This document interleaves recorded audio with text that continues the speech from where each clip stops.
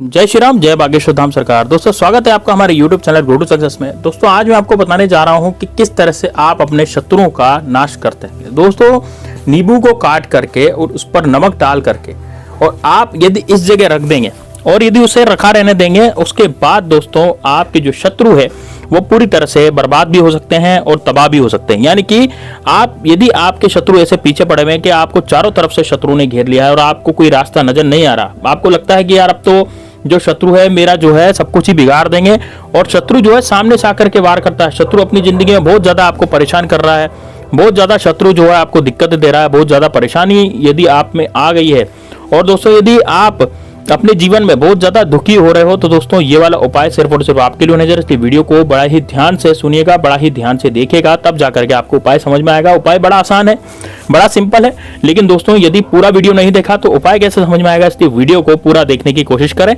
छोटा सा वीडियो है, ज्यादा बड़ा नहीं है, लेकिन आपकी जिंदगी सुधार देगा। आप जो शत्रु है, जो आपको बहुत परेशान करते थे, वो सारे शत्रु आपसे दूर हो जाएंगे। दोस्तों मेरी आपसे हाथ जोड़ करके विनती है कि यदि आपने हमारे वीडियो को लाइक नहीं किया तो जरूर करें। साथ में दोस्तों कमेंट बॉक्स में हर हर महादेव जरूर लिखें, क्योंकि दोस्तों महादेव बाबा की कृपा से ही मैं ये वीडियो बना पा रहा हूं। और यदि आप भी भोलेनाथ के भक्त हैं तो निश्चित रूप से आप भी क्या करें कि महादेव बाबा का नाम लें। तो दोस्तों आप भी महादेव बाबा का नाम लें, हर हर महादेव लिखें कमेंट बॉक्स में। और दोस्तों यदि आप भगवान श्री राम के सेवक हैं तो कमेंट बॉक्स में जय श्री राम, जय बागेश्वर धाम सरकार जरूर लिखें। अब दोस्तों बात करना चाहूंगा कि किस तरह से आप अपने शत्रुओं का नाश कर सकते हैं। तो दोस्तों देखिए, इसमें सबसे पहले आपको जरूरत पड़ेगी एक पीले कलर के नींबू की, पीले रंग का नींबू की। नींबू दोस्तों कई तरह के होते हैं, लेकिन दोस्तों देखिए हरा कलर का नींबू और पीले कलर का नींबू, ये तो आपने निश्चित रूप से देखा होगा। तो यहाँ पर जो उपाय में काम आएगा वो आएगा दोस्तों पीले कलर का नींबू। तो पीले कलर का बढ़िया वाला नींबू, ऐसा नींबू जो बिल्कुल सूखा बना हो। देखिए कई लोग क्या करते हैं कि घर में जो पुराने नींबू रखे रहते हैं दाग दगीले से या फिर सूखे सूखे से, ऐसे नींबू काम में ले लेते हैं और उनका उपाय सफल नहीं होता। यह उपाय तब सफल होगा जब आप बिल्कुल प्योर और बिल्कुल अच्छा वाला नींबू मतलब लेकर के आएंगे। नहीं, बाजार से बिल्कुल ताजा नींबू जो है पीले कलर का वो आप लेकर के आए। साइज का कोई मैटर नहीं करता दोस्तों, साइज छोटी भी हो सकती है, साइज बड़ी भी हो सकती है। नींबू जो है पूरा होना चाहिए, दाग दगीला नहीं होना चाहिए, कटा फटा कहीं से भी नहीं होना चाहिए। तो इस तरह का नींबू जो है आपको लेकर के आना है। अब दोस्तों इस तरह का नींबू लेकर के आए और लेकर के आने के बाद दोस्तों उसको अच्छे जल से, साफ जल से उसको साफ कर लें। अब इस उपाय को करना किस दिन है? देखिए दोस्तों मंगलवार और शनिवार के दिन ये उपाय किया जा सकता है। मंगलवार के दिन भी कर सकते हैं, शनिवार के दिन भी कर सकते हैं।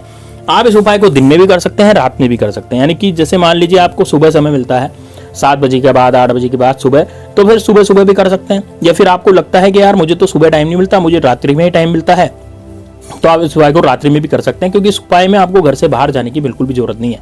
घर से बाहर जाना पड़ेगा तो वो सुबह जाना पड़ेगा, नहीं अगले दिन सुबह या अगले दिन जाना पड़ेगा, ठीक है ना। तो उस दिन तो नहीं जाना आपको कहीं भी, उस दिन केवल घर में रहकर ही इस उपाय को करना है, ठीक है।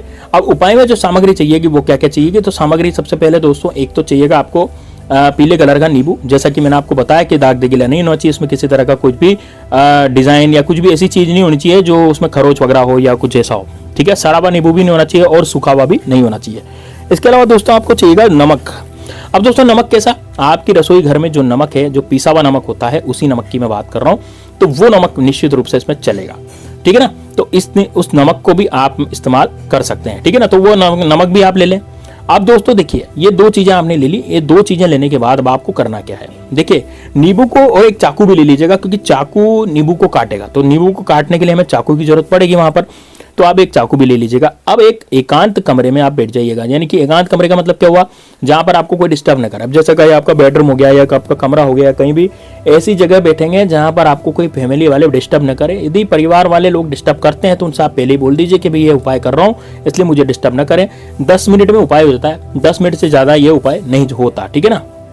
10 मिनट का ही समय लगता है इसको होने में। तो आप निश्चित रूप से 10 मिनट के लिए तो आप एकांत में बैठ ही सकते हैं। या फिर आपके घर में ऐसा कोई कमरा हो, है ना, या फिर जैसे छत पे भी बैठ के उपाय हो सकता है।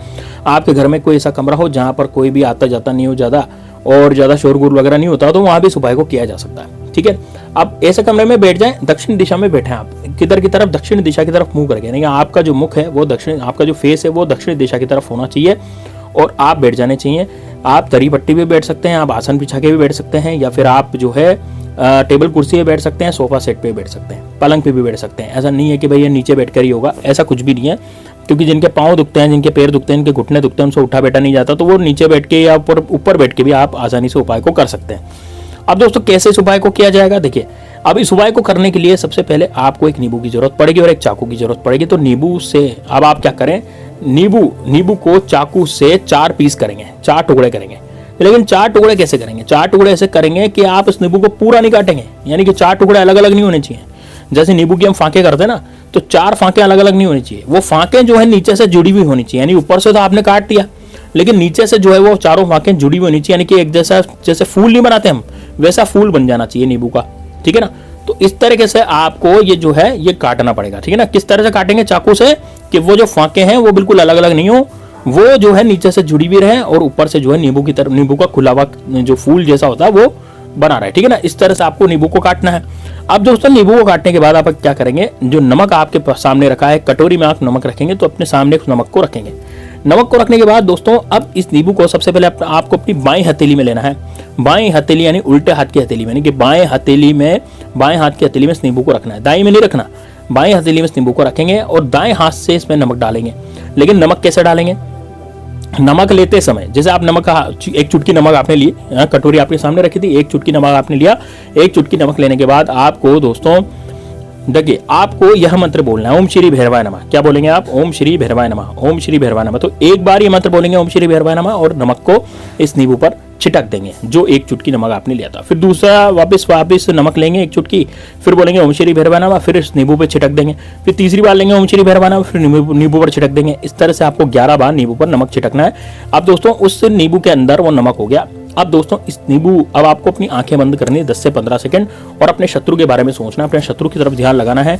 जो शत्रु आपको परेशान करता था, जो शत्रु आपकी प्रॉपर्टी लूटना चाहता था, जो शत्रु आपके ऊपर किया कराया करवा के बैठा हुआ है, दोस्तों छोटा मोटा किया कराया नहीं होता, उच्चाटन मारण, जो भी आपको गुप्त शत्रु जो भी है ना, उसका ध्यान करना है। देखिए गुप्त शत्रु का ध्यान करना संभव नहीं है, क्योंकि गुप्त शत्रु जो गुप्ती रहते हैं वो हमें तो दिखते ही नहीं है ना। सामने से आकर के वार करने वाला शत्रु तो फिर भी हमें दिख जाता है कि भैया ये हमारा शत्रु है, लेकिन जो गुप्त शत्रु होते हैं, जो पीठ पीछे वार करते हैं, वो हमें दोस्त की तरह भी रह सकते हैं या फिर हमारे रिश्तेदार भी हो सकते हैं, वो कोई भी सदस्य हो सकता है जो हमें जानता है, ठीक है ना।